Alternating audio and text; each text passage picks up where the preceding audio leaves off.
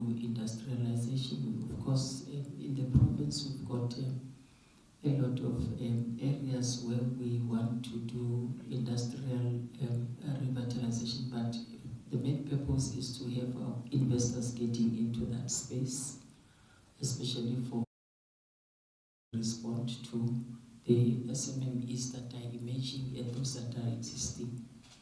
And we are happy that when we have people who are saying we are here and we are ready to partner.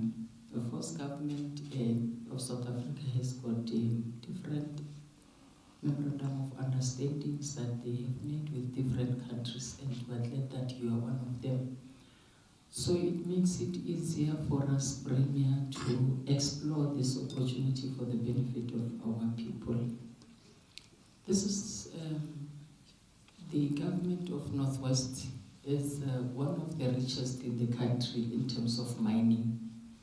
Of course, the Premier has challenged us to take a new route of saying, rich as we are in terms of the product, but we must start to look into either the value chain or partnership that will bring us even the product that reflects how we're gonna live post-mining.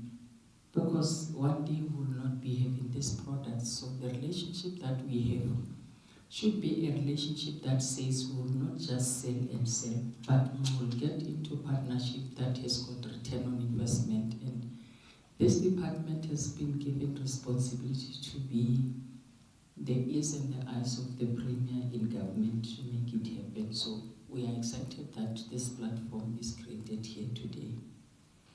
Premier in the past week has just blessed this department when we initiated a new approach to the economy that is called the biodiversity economy.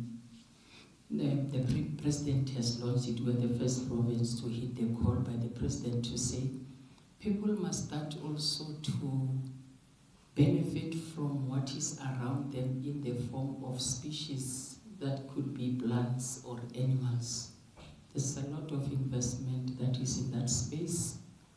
We need countries that will say to us, we have also improved their premium. You were part of us when we were saying to you, while improving even our laws, that makes Northwest to be unique in terms of biodiversity. To say, if we are to get into the space of trade with those species or in the space of wildlife where we can exchange on the species that are listed in our own provincial laws and species that are listed nationally, depending on how we regularize. We will welcome countries that will engage in that space.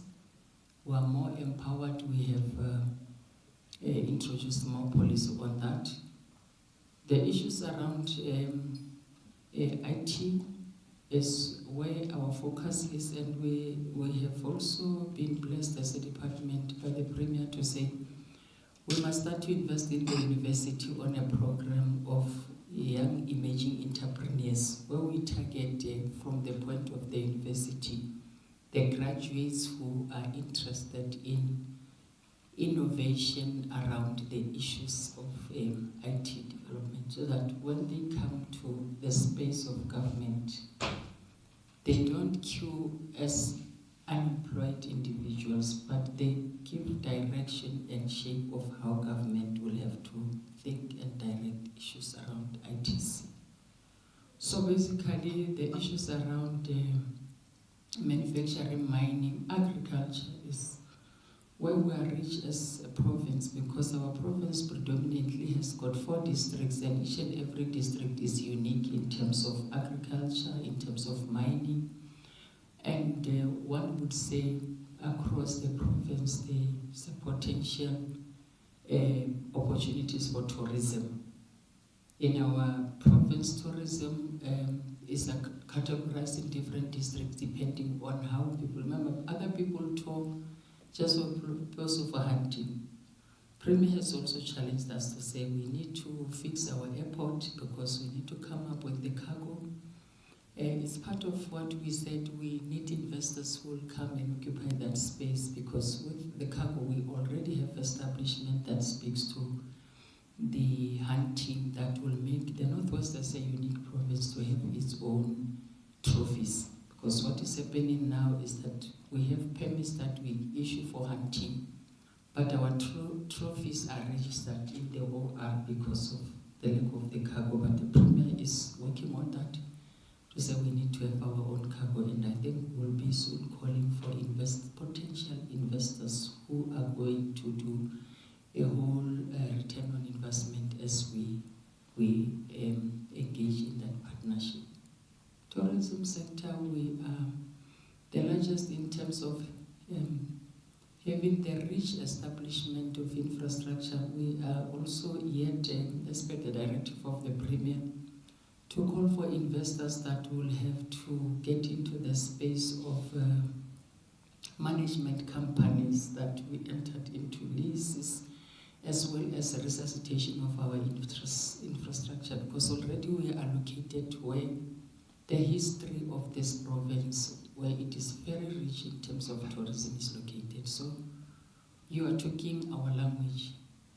We might not be able to commit, but we are saying being with you tonight gives us an opportunity to say at least the vision of the 7th administration is taking us to the right direction as we relate internationally. And we welcome you opened doors for us. Of course, you hosted us in Gauteng. It is also the dream that we have to challenge Gauteng, because Gauteng has got no space now to locate you in terms of tourism, but we have the Hartbeespoort, we have Sun City, we have Pilanesberg. There's a rich corridor that even the president says we need to invest in it, and that is the arm that reaches out to the Northwest. The Butirelo Industrial Park is in Gauteng, but it's actually the belongings of the infrastructure that belongs to Northwest. So we are a rich yet small province. So we're glad that you were able to get your microscope, getting to a point of identifying us. I think on that note, Premier, that is the message that we are saying. There's this dinner. You know, the premiers of the Northwest have this dinners that they will always attend, and the last dinner that we had, we get a pool of investors who committed about billions. So we're challenging you that you must also reach out to us to pledge with the Premier, because we will not just get into sitting around the table. The Premier has appointed me only to call investors to his province. So when investors are not coming in numbers and pledging a lot of money, the Premier will say, I'm not working. So I'm pleading with you that tonight, it might not be here and now, but we are expecting more of your emails and calls to say you are available to join hands with the Northwest for the betterment of the economy of our people. And thank you.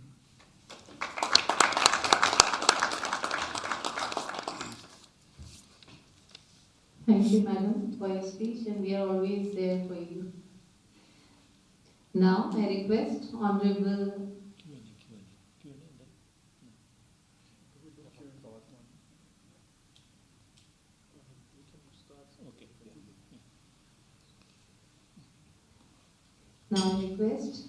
Honorable High Commissioner of India to South Africa, His Excellency Mr. Prabhat Kumar, to give his remarks.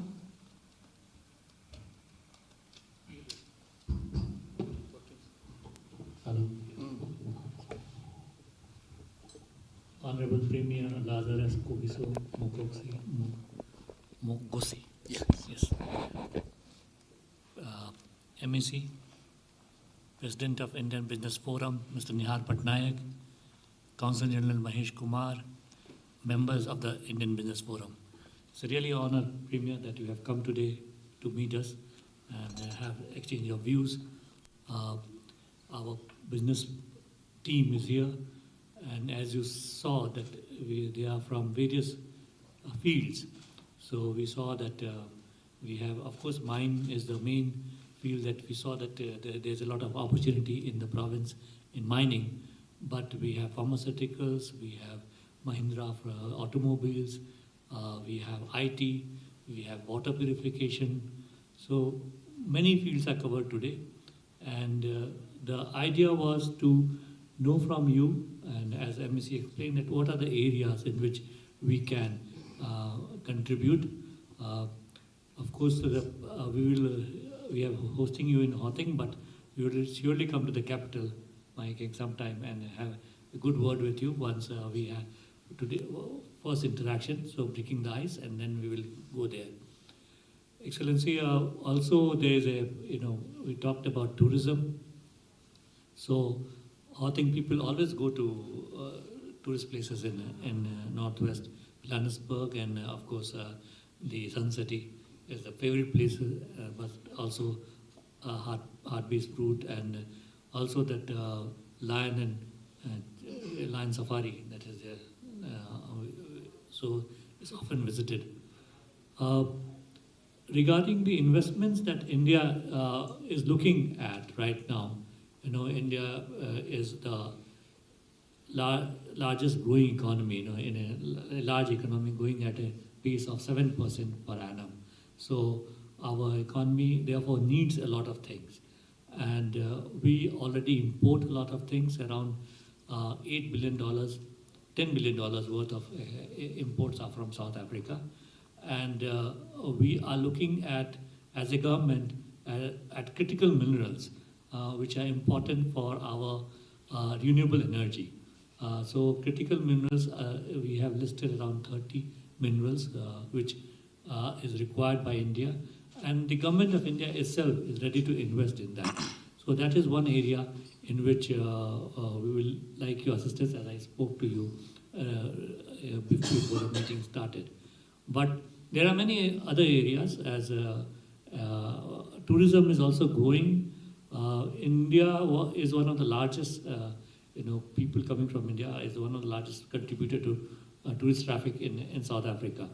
And last year we had around 75,000 tourists from India. And before COVID it was 100,000. I remember when I went in June to Sun City was filled with Indian tourists. So I can see that tourists are attracted to this place, to South Africa and to Northwest province. What we are facing problem is sometimes is visa. Visa is sometimes, but we are trying to work with Ministry of Tourism here, and Minister is going to India in December, Minister of Tourism, and she is coming with some new schemes for tour operators. So I am sure that it will further facilitate tourism with India. The other issue is, of course, that connectivity. We do not have direct flights so far. We used to have till 2015, but since then we do not have direct flights. So it will be, we are also working with government, both sides. We are telling South Africa as well that if SAA starts a flight to India, as they have started to Brazil and to Australia, perhaps they will benefit more. Because their tourist traffic, South Africa is very well known in India because of the safaris, because of cricket. Cricket. I was reading your name, Kogiso. We know Kogiso Rabada very well. So yeah. So cricket, and so South Africa is very well known in India, and therefore people are always looking for coming to South Africa. I already have had my family coming, family members coming. So it's a well-known destination, and therefore this is one area which we are looking. But I'm sure that with the new measures with visa, the tourist traffic will grow. Regarding investments in airport, we have some big companies which are investing worldwide in airport. So once you are declared that, once it is the tender is out, I'm sure that some of the companies will be investing or interested or bid for those tenders. So there's a big company called GMR which has invested worldwide, and so I am sure they will be interested there. So these are some of the points which I wanted to highlight. Of course, there is an Indian population, a diaspora, which is in your province, which we are speaking about. Some of the well-known freedom fighters came from Northwest, so the anti-apartheid struggle. So, as I was saying, that Aziz Pahar and Eso Pahar and also Ahmad Katrada were some of the well-known apartheid, anti-apartheid struggle. Where they were involved. Ahmad Katrada was with Nelson Mandela in Robben Island for many years. So we do see that there is a good synergy between Northwest Province. Already some of the companies are present. Mahindra is there. Then there was one more company. Who is this? Golden Era, yeah. Golden Era, yeah. And Platinum, yeah. And Manish Kanodia's company, what is it? So in Chrome. So, of course, it means that your province is welcoming, and I'm sure that other companies who are here will be interested in further investing in your province. We are not only therefore interested in mines, as you see that there are other areas which we are already present, but also agriculture will be a good area in which India can look into.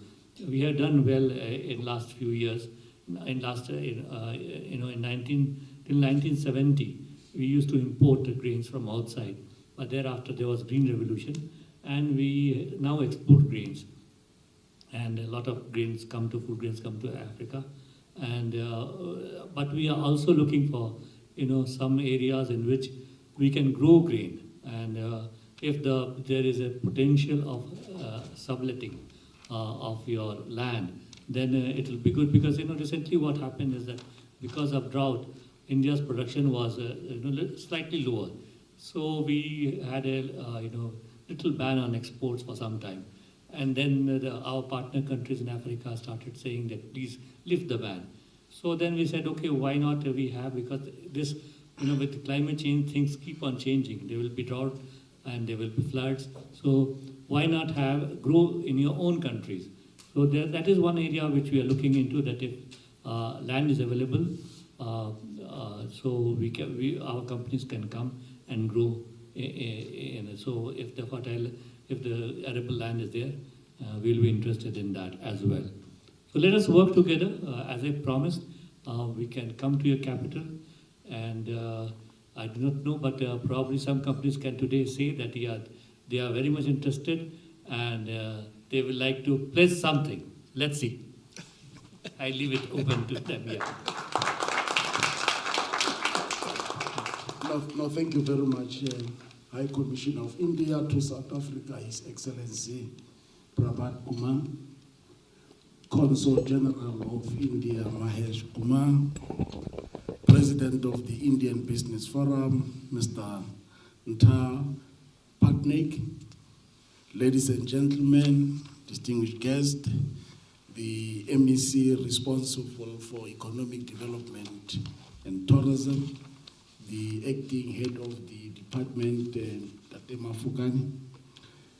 Program Director, I'm indeed honored and privileged to be part of this important occasion, which is aimed at exposing our province to prospective investors for mutual benefit between ourselves and the Indian Business Forum, and to further strengthen economic and investment ties with the provincial government of the Northwest and the IBF. But before I go into much detail about this, I need to remind you, ladies and gentlemen, of the strong political and cultural ties that our country shares with the people of India. Our forebearers, particularly those who were at the forefront of our liberation cause, such as Yusuf Dadoo, fostered relations between South Africa and India. Yusuf Dadoo, as the chairperson of the South African Communist Party, played an instrumental role in galvanizing the international community to take a hard stance against apartheid and its draconian laws. The Indian government was the first amongst many states in the world to stand side by side with our country in pursuit for freedom. They mobilized the international community to support the anti-apartheid movement, and they were the first country to halt trade relations with the apartheid government. This subsequently culminated into a diplomatic, commercial, cultural, and sports embargo on South Africa. India worked tirelessly to put the issue of apartheid on the agenda of the United Nations, non-aligned movement, and other multilateral organizations for the imposition of a comprehensive international sanctions against South Africa. As we mark 30 years of our democracy, or our democratic breakthrough, we do so cognizant of the support by the Indian government in the emancipation of our people from the shackles of apartheid. We want to thank you for your role that you played for our freedom. Thank you very much, India and its people. Our relationship with the Indian government was further cemented by the formation of BRICS, which is primarily aimed at strengthening diplomatic and economic ties between global South countries. This accession is given credence by the participation of Prime Minister Shri Narendra Modi in the 15th BRICS Summit and in the BRICS Africa Outreach and BRICS Plus Dialogue in August last year.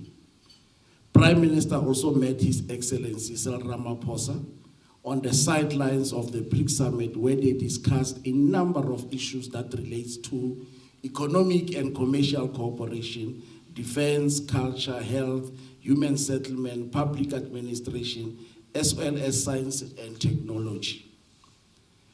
Today's event is held at a period where in a few days we will be reflecting and taking stock on the plans we have set for ourselves since the advent of the 7th administration, following the country's general elections early this year. As guided by the Statement of Intent of the Government of National Unity, GNU, as well as the Medium-Term Development Plan, 2025-2030, our administration was centered on 1, growing an inclusive economy that is primarily aiming at creating jobs. 2, to reduce poverty and tackle high cost of living. And thirdly, to build a capable, ethical, and developmental state. These priorities must find expression in the investment and business interest of our province and our country for mutual benefit. Program Director, as I explained earlier on, the formation of BRICS represent a critical development in the global political economy, which in the long run will have a positive spin-offs for developing nations and in particular global South countries through a multipolar system which is characterized by economic reciprocity. As part of amplifying this agenda, the African Union in 2018 adopted the African Continental Free Trade Area, which is one of the flagship projects of Agenda 2063.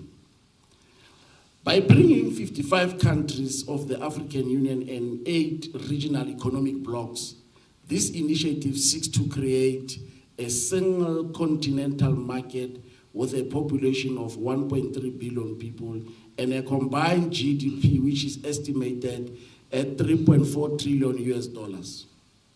A part of its mandate is to eliminate trade barriers and boost intra-Africa trade. Ladies and gentlemen, our province